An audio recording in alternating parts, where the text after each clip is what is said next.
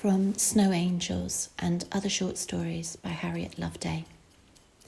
A Gift of Beauty. Miss Collingate sat back heavily in her near threadbare chair and lifted her tired legs up onto the pouf. The little bungalow had been her late mother's, and she hadn't really had much of a care to redecorate since her mother had passed away. Besides, it was only her and the dogs. The fire in the grate in front of her glowed warmly, and beside her she had a little hot toddy to see herself to bed. In tiredness and weariness, she ran her hand back over her forehead to where a tight bun held back her black, now greying hair. She could feel the wrinkles of stress and time over her face, but she tried not to think of it, and closed the world out from her big brown eyes.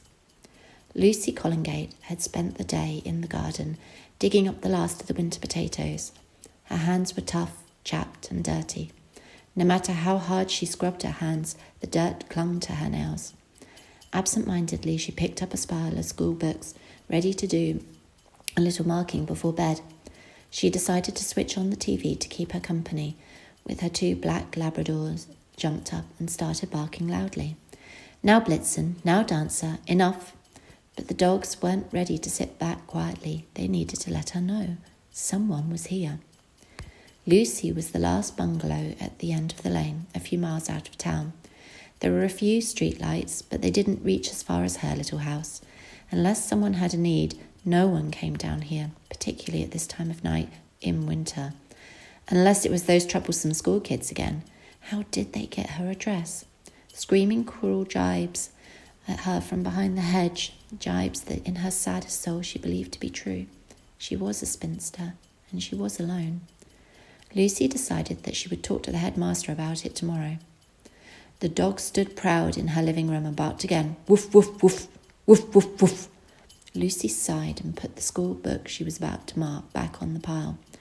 Eagerly, the dogs ran to the front door, desperate to dash outside and hunt out the visitor. Lucy pulled back the curtains and looked out of the large front window in her living room. All was quiet and dark outside. She could make out the wide gravel drive and the trees lining the little lane beyond. Further on in the distance, she could see the town of St. Austell on the other side of the valley. Its orange and white glare was a little beacon of civilization in this dark, damp, cold night. Blitzen and Dancer rushed back to Lucy and stood to attention beside her, sniffing at the glass and straining their eyes. Every part of their bodies was straight and taut, ready for action. Lucy knew she would have no peace until she let them sniff out the poor cat or fox that had happened to cross their territory. So, followed by the 2 bouncing eager dogs, she went through to the hall, pulled on her winter coat and boots, grabbed a flashlight and unlocked the front door. The dogs were off like whippets out of a starting cage. Still standing in the doorway, Lucy flicked on the outside lights for the drive, just in time to see their black bodies disappear out of the wide-open front gates and off up the lane. Sighing again and lamenting the loss of her warm fire, Lucy diligently closed the door, switched on her flashlight and crunched over the drive after them. As Lucy reached the end of her drive, she found that the dogs hadn't gone very far. She could hear them not more than 50 metres away. Woof, woof, woof, woof, woof, woof. In reply to their bark, she heard, "Help! Help! Don't bite me! Somebody help!" It was an older voice, high for a man, certainly not children. Jogging a little along the slushy, muddy, damp plain, Lucy rushed to the centre of the commotion, her torch bobbing before her like a lifeboat on a stormy sea. Suddenly, there in the flashlight, she saw a pile of old clothes and a big bushy beard of a thin man pressed back against the hedge. The rucksack he had been carrying was discarded in the lane a little way from him.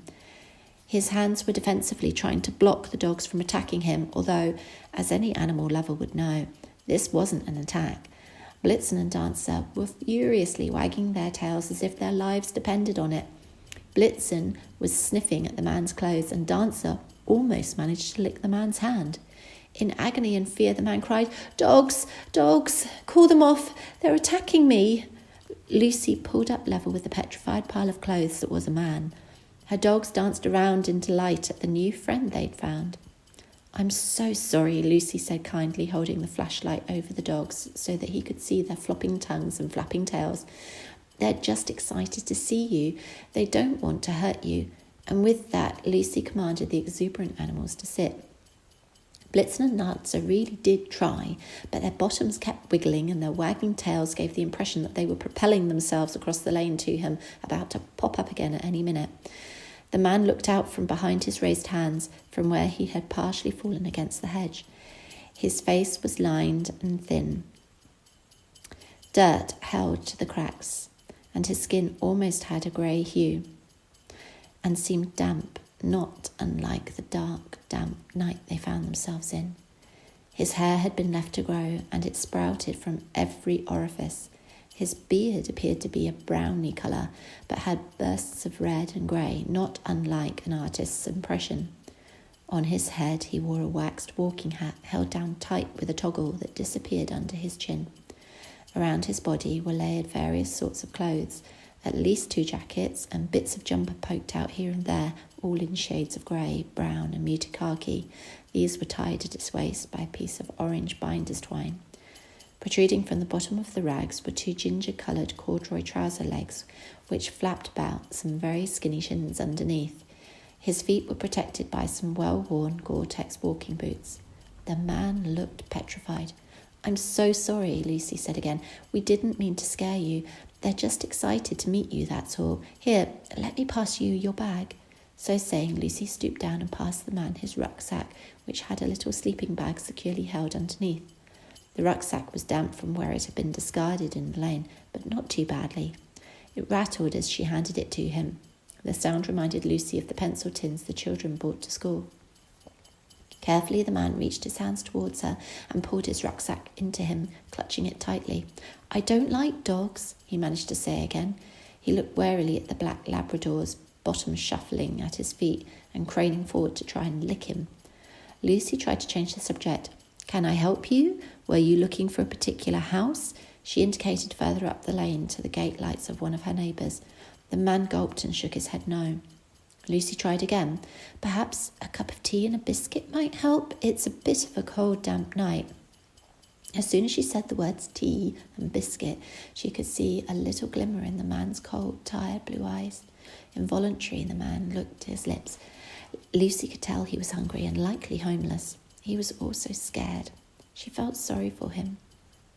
"I've just put the kettle on," Lucy lied. "Why don't you come back with me and have a cup of tea and a biscuit for 5 minutes? The man hesitated and looked at the dogs. Lucy took control. "Well, the offer is there if you want it. I must get back now. Good night." Whistling to the dogs, she started to walk back down the lane, with the desperate dogs diligently following her heels and holding their heads low while sneaking glances back at their goodbye friend. "Wait," cried the man. "Oh, wait, that's kind. A cup of tea would be lovely. Please wait." Lucy stopped and turned around while the man hobbled up to her. As he drew near, he said, "Gabriel," and held out his hands. Lucy took his large, skinny hand in her chapped, rough one, and they shook. "Lucy," Lucy simply replied and smiled. "Come on then." She flicked the flashlight towards the entrance of her bungalow. As she did so, she noticed the man's face light with hope and fear. Lucy started walking again and whistled to her dogs to follow her. Gabriel obediently trotted alongside her too. When they reached the gravel drive and crunched towards the bungalow, Gabriel looked about himself in fear, as if some ghoul or ghost was about to jump out from the hedge at any moment. When they reached the step at the front door, Lucy removed her key.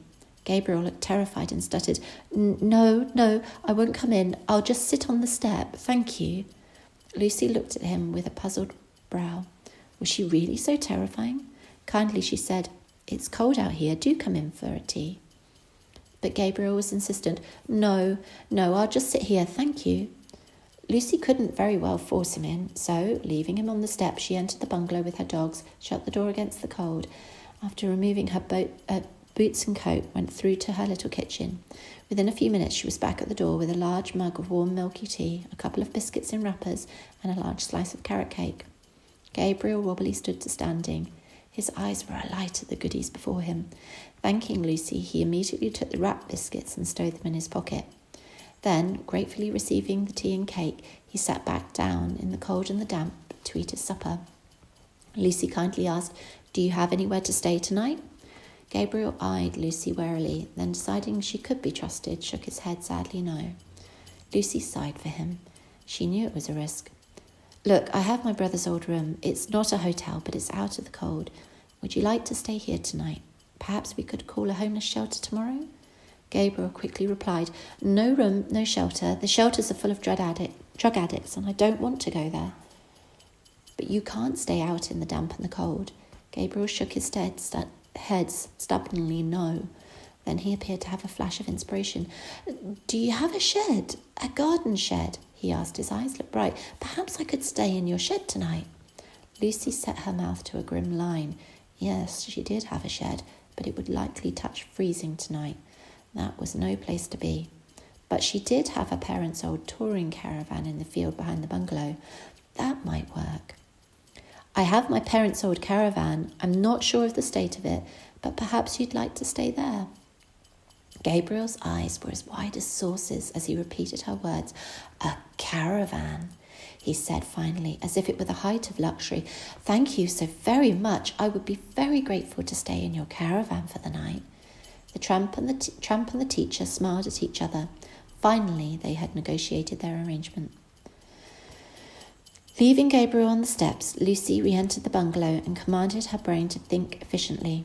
Taking a large shopping bag from under the sink, she quickly filled it with a thermos of boiling water, a mug into which she stuffed some tea bags, a pack of rich tea biscuits, some apples, a pack of wet wipes, some toilet paper. She tried not to think about this, but if he wasn't going to enter the house, then the field was his only option. A spare blanket and pillow, and a torch. Lucy had last been in the caravan in the autumn. There were a few spiders' webs, and it smelt a little musty, but it also still had a gas and gas in the little gas heater, so at least he would be warm. The caravan wasn't connected to the water or the electric, otherwise it was okay.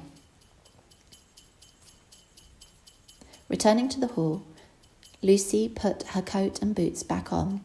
Her dogs were eagerly twisting around her legs and happily licking their lips. Opening the door, she found Gabriel just where she left him. He looked up kindly. Trying not to make eye contact, she said, I've grabbed you a few essentials. This will see you through tonight. The caravan isn't connected to the water or the electric at the moment, but we can look into that. That is, if you want to stay more than one night. Again, she was careful not to look at him and instead pretended to be busy with the dogs. But there is a gas heater, she continued. Just don't leave it on overnight when you're asleep. Little tears pricked Gabriel's eyes at Lucy's kindness. Of course, no, I won't. Thank you, Lucy, he said. As he said her name, she looked up and met his tender blue eyes with her big brown ones. For all of a few seconds, she felt young and seen again, not old and tired. Lucy shook the thought away and gave a brief smile as she placed the empty mug and plate back inside the bungalow and, closing the front door, directed Gabriel around the side of the property through the field gate towards the caravan. Conversationally, Gabriel asked, So what is it that you do? I'm a teacher, Lucy replied. Maths. Yourself? As soon as she said the word, she regretted it. Obviously, he was a tramp. He didn't do anything. I'm an artist, Gabriel simply replied. Oh, yes, I do portraits mainly. I actually have some of my work in the National Portrait Gallery in London. Then his voice trailed off sadly. But that was a long time ago. Lucy tried to remain chipper. Well, that's certainly a talent. I think I have some art materials from school in the bungalow, if you like. That is, if you still do your art. Do you? Perhaps I could draw you as a thank you. As soon as he said it, Gabriel regretted it. Lucy didn't answer and just looked away, busying herself with the caravan door and the flashlight. Gabriel stood patiently behind her, holding the shopping bag. Showing Gabriel inside, Lucy was able to quickly update him on how to unfold the bed, re-emphasised not to use the toilet, reiterated that the caravan wasn't plugged into the water and electric, but that she could sort it, showed him how to use the gas fire, and reminded him not to leave it on overnight. Shooing the dogs out, she wished him good night. As she turned to leave, he said, Lucy? Yes. Gabriel paused slightly. Did you know your name means light? Like a light in the darkness? No, I didn't. Gabriel fell silent before lifting his head to continue. Thank you, Lucy. Good night. Teacher and artist nodded to each other good night. It was at least a week before Gabriel felt confident enough to come into the bungalow for a bath. He was even brave enough to let Lucy have a go at cutting his hair with her brother's old clippers. It was almost quite fun to experiment at playing hairdressers. It wasn't as if Lucy could make it any worse. Gabriel looked rather different after his hair was neatly tidied away and his beard was no more than a trim around his chin. Gabriel liked to wear it with a thin moustache on top and a little goatee underneath. Lucy wasn't overly sure, but that was what he wanted, so she let him be. Once the dirt was cleansed from his wrinkles, they weren't so noticeable, and with less hair on his head, Gabriel's blue eyes were really quite enchanting. Lucy also dug out some of her brother's old clothing. Gabriel was so skinny that it all fitted with room to spare. Lucy tried not to think of her brother when she saw the same familiar tops. She tried not to think of what he would make of this if he was still alive. Instead, she was pragmatic and glad they were being put to good use. It was a good thing that she had never got around to clearing out his clothes and donating them to charity. Perhaps it was fate. Time raced towards Christmas before Gabriel finally agreed to come into the house for an evening meal. Lucy and Gabriel had settled into a routine where he would come into Bath twice a week and he would walk her dogs for her while she was at school during the day. She'd even noticed that he'd been brave enough to pet Blitzen and Dancer and give them treats. The dogs just adored him. Lucy and Gabriel had also agreed that for Christmas Day he would come to church with Lucy in the morning, then come into the house for Christmas lunch, stay to hear the King's speech afterwards before returning to his caravan. Lucy hung up a little wooden train adorned with festive glitter on her fake Christmas tree, as she mused it would be strange spending Christmas in company this year. She was always so used to being alone. She thought about getting Gabriel a present to put under the tree, but she knew that he couldn't afford to get her one, and she didn't want to embarrass him, so she buried the thought. Placing tea lights in little candle holders on the mantelpiece, Lucy caught sight of herself in the mirror. Although she was used to looking old, it was always a shock. She didn't know if it was the sadness she'd passed through or the normal savaging of time. Her hair was slicked back in a harsh bun. It was mainly black, but with ever-increasing streaks of grey. Wrinkles were etched over her forehead, around her eyes and her mouth, and were bracketed by deep lines and jowls. If she didn't smile, she looked decidedly grumpy. Lucy looked away quickly. She didn't think she was grumpy, just quiet, just kept to herself, that's all. Lucy found that she was rather looking forward to Christmas Day this year. It felt different. She was going to have company. She wasn't going to be alone. Also, Gabriel was pleasant to be around. He told her interesting things, but he didn't interfere or intrude or outlast his welcome. Gabriel attended church with Lucy in the morning and quietly sang along to the carols. He was comfortable to come for tea, biscuits and mince pies after the service, and Lucy delicately introduced him as her friend. Everything was polite and easy. Lucy had prepared most of the lunch the evening before. She had left the turkey and potatoes roasting gently in the oven while they were at church. But what little there was still to do after the service, Gabriel was more than happy to do. Taking the oven gloves from Lucy's tired, thick hands, he said, "Here, let me. You sit down. I need to do my share." And in so doing, he kindly finished the last of the cooking and serving up for her. Lunch was pleasant. The dogs sat around Gabriel's chair, not Lucy's. She was sure she saw him slipping little bits of his turkey to them under the table. She tried not to look or to smile, particularly considering how scared he'd been of them the first night they'd met. Blitzen and Dancer just adored him, and the sentiment appeared to be mutual. After sitting next to the fire in the living room and listening to the King's speech on TV and drinking warming Christmas sherry, Gabriel thanked Lucy and made ready to leave. He hadn't noticed the only present sitting under the Christmas tree. "Thank you for a lovely Christmas, Lucy." Gabriel looked down at the floor as he sat on the edge of his seat, ready to go.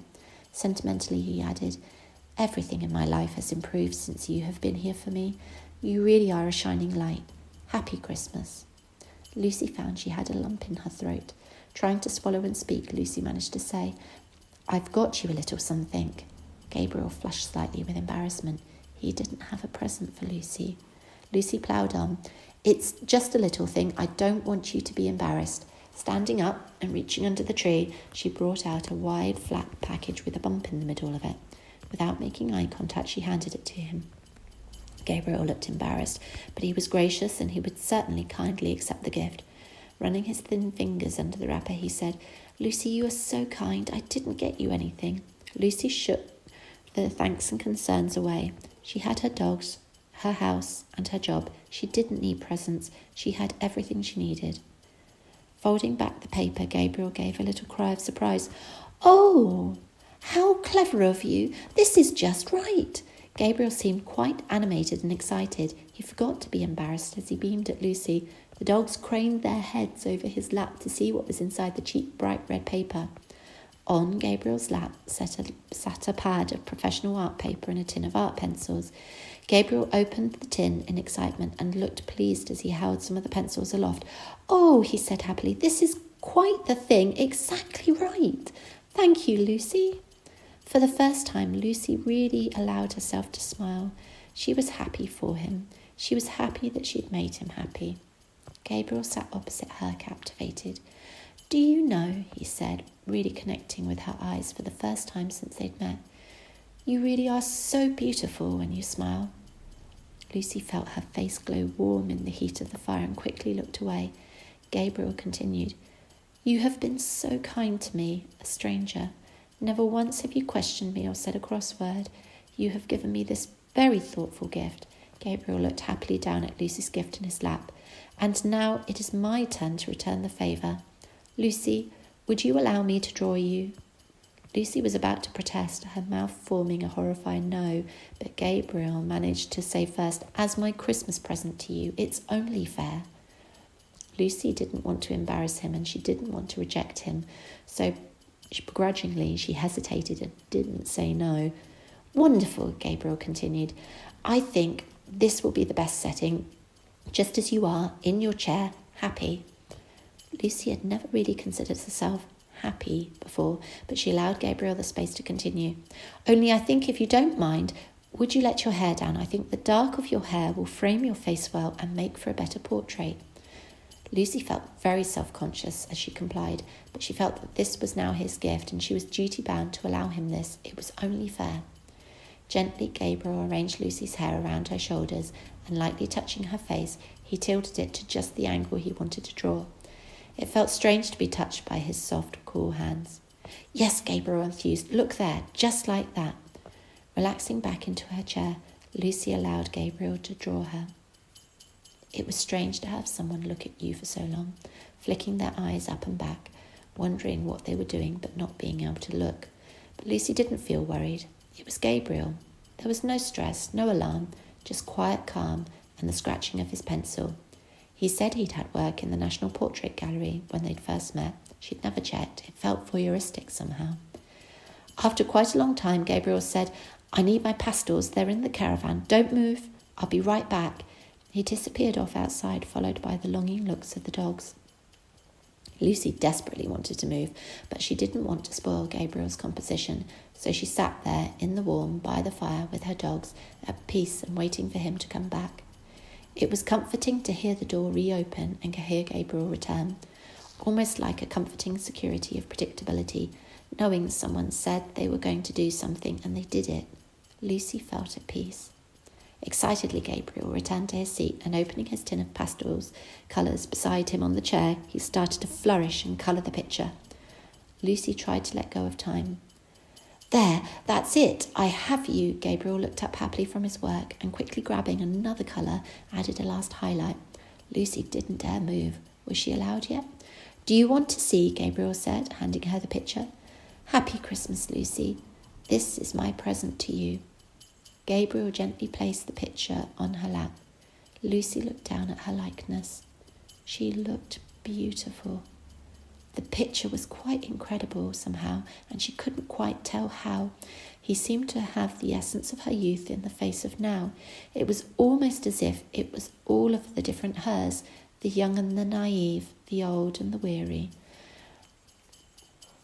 the reserved, the kind, the happy, the loving, all wrapped up in one picture.